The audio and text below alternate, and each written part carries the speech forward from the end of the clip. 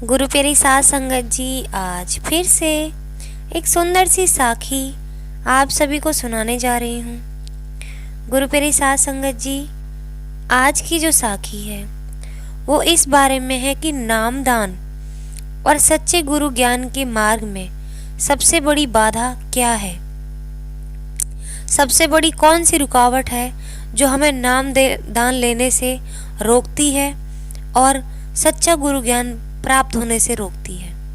तो आइए गुरु प्यारी साध संगत जी, सुनते हैं आज की ये सुंदर सी साखी। ये कहानी है एक सेठ की जिसके पास बेशुमार दौलत थी और उसको काफी समय से नामदान लेने की इच्छा थी।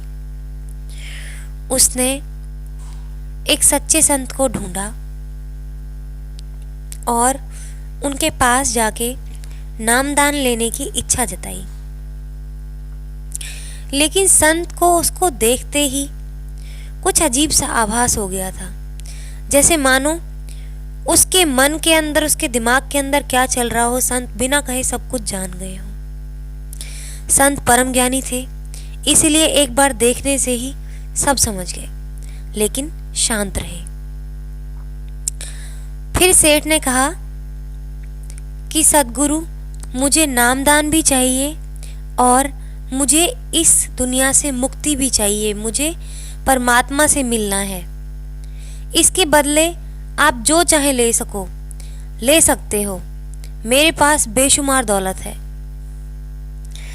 संत का अंदाजा बिल्कुल सही था। संत ने इस पर भी उससे कुछ ना कहा, बस एक बात कही कि बेटा, मुझे कुछ नहीं चाहिए। फिर सेठ ने कहा कि आपको कोई परेशानी हो तो मैं उसको दूर कर सकता हूँ, बहुत पैसा है मेरे पास, सब कुछ कर सकता हूँ आपके लिए। संत ने कहा मुझे तो कोई परेशानी नहीं है, लेकिन मुझे एक चाह है, क्या तुम पूरी कर सकते हो? मुझे नहीं लगता कि तुम पूरी कर पाओगे। सेठ ने कहा कि क्या बात कर दी संत आपने, मैं इस दुनिया का सबसे बड़ा अमीर इंसान हूँ, ऐसी कौन सी चीज़ है जो मैं पूरी नहीं कर सकता? आप एक बार कह के तो देखिए, अगर मैं पूरी ना करूं तो मेरा नाम नहीं। संत ने कहा ठीक है, एक काम करना, मैं जिस दिन मर जाऊंगा, ऊपर जब परमात्मा के पास खड़ा होऊंगा तो तुम एक सुई लेकर आना। बिल्कुल मैं स्वर्ग के दरवाजे के बाहर खड़ा होऊंगा। जब तुम वो सुई मुझे दे दोगे तो मैं तुम्हें पहचान जाऊंगा कि तुम वही संत हो जिसने मुझसे नामदान लिया था और 84 से मुक्त होने की इच्छा जताई थी, और उस सुई से मैं तुम्हें पहचान जाऊंगा और उससे तुम्हें परमात्मा से मिला दूंगा।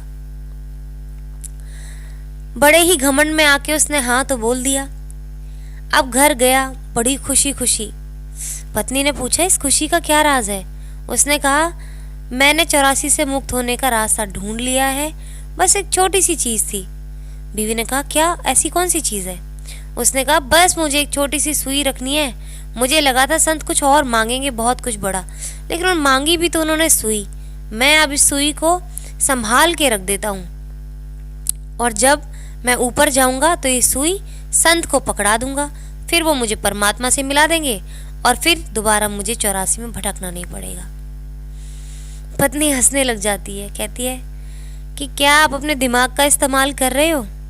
क्या मरते समय कभी किसी को कुछ यहाँ से ले जाते हुए देखा है क्या? वो सोच में पड़ जाता है, कहता है बिल्कुल सही बात है। और गुरु प्यारी साध संगत जी, फिर उसकी पत्नी उसको कहती है कि तुमने शायद अपना घमंड संत जी को दिखाया और उसी वजह से तुम्हारा घमंड तोड़ने के लिए उन्होंने तुमसे ये बात कही कि जब कोई इंसान यहाँ से सुई भी नहीं ले जा सकता तो तुम यहाँ पड़ी दौलत पे वो कैसे घमंड कर सकते हो? क्या ऐसा ले जाओगे ऊपर? जब सुई नहीं ले जा सकते तो पैसे ले जाओगे, क्या ये दौलत ले जाओगे? संत ने तुम्हें ये पाठ सिखाने के लिए कहा कि तुम घमंड ना करो, तुम्हारे अहंकार की भी हद हो चुकी थी। तुमने जाके उस महापुरुष को अपना घमंड दिखाया, शर्म आनी चाहिए आपको।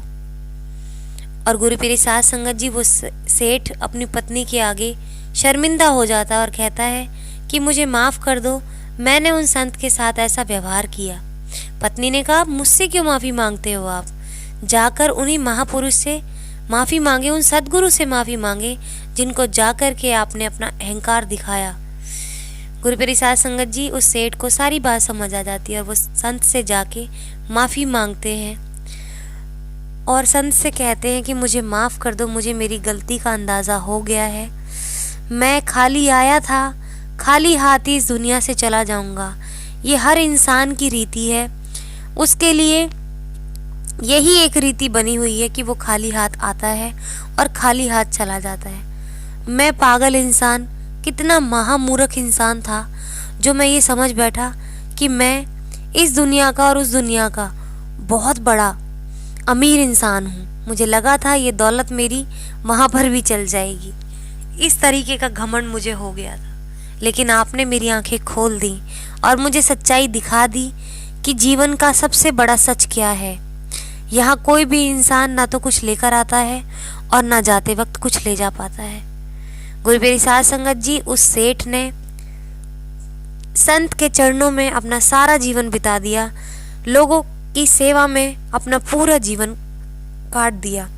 जो भी ज़रूरतमंद होता उसके लिए अपनी सारी दौलत न्यौछावर कर दी।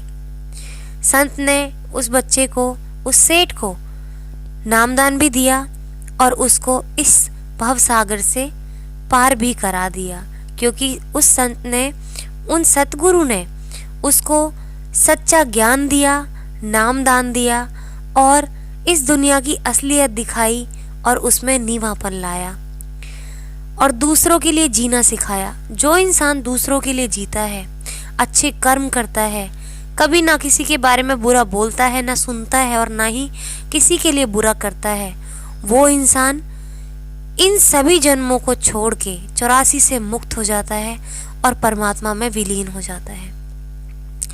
और जो लोग पैसे के मद में पागल हो जाते हैं, किसी भी घमंड में पागल हो जाते हैं, तो गुरुप्रिय साध संगत जी वो इसी तरीके से इस धरती पर भटकते रहते हैं, बार बार जन्म लेते हैं, 84 लाख योनि में यूं ही भटकते रहते हैं।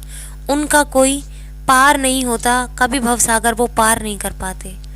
तो गुरुप्रिय साध संगत जी, आज इसी के साथ इस सुंदर सी साखी को मैं यही समाप्त करना चाहूँगी। मिलती हूँ आपसे अपनी अगली वीडियो में नई साखी के साथ। तब तक के लिए सिमरन करते रहें, सच्ची सेवा करते रहें और हमेशा ये याद रखें कि आप सिमरन कर रहे हैं या परमात्मा को याद कर रहे हैं, तो उस वक्त उससे कुछ ना मांगें। अगर आप उससे मांगेंगे तो सिर्फ वही चीज़ आपको मिलकर रह जाएगी, लेकिन आप उस परमात्मा से कभी नहीं मिल पाएंगे, इस 84 से मुक्त नहीं हो पाएंगे। तो गुरुप्रिय साध संगत जी, तब तक के लिए सिमरन करते रहें, सच्ची सेवा करते रहें, निस्वार्थ रहें और परमार्थ ज़रूर करें।